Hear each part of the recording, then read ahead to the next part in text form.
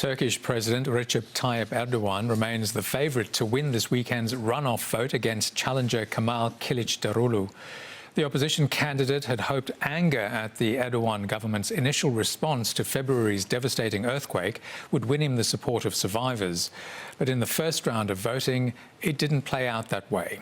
Our chief international correspondent, Ben Lewis, reports from Hatay, one of the areas which saw the greatest loss of life, to speak with those who survived and are determined their voice is heard at the ballot box. Not much remains of Hatay. This was once the heart of the city.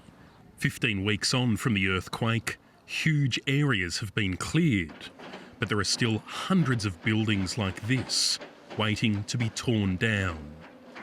And tens of thousands of people still without somewhere safe to live.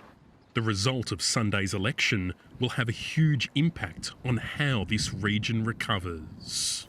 Serap is doing her best to keep her two young children entertained, but it's hard. Her home is unstable and there are still multiple tremors every day. So the family sleeps in a tent in their backyard, an improvement at least from the initial days after the disaster. The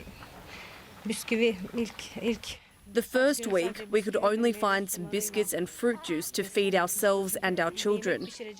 There was no clean water to cook anything. We couldn't find any water. This caused us to understand that something has to change. And you might assume that's a common view. How could a president retain the support of voters when they're still living like this? But it hasn't played out that way.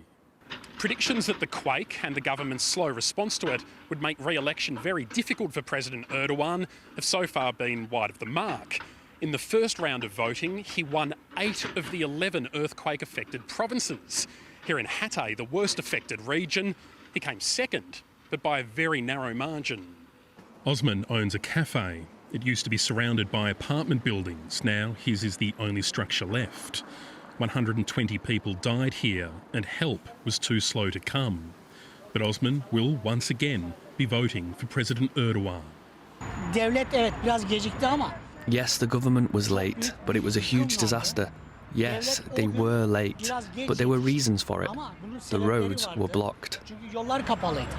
Osman points to Erdogan's record of approving huge infrastructure projects as evidence he's the man to lead the reconstruction.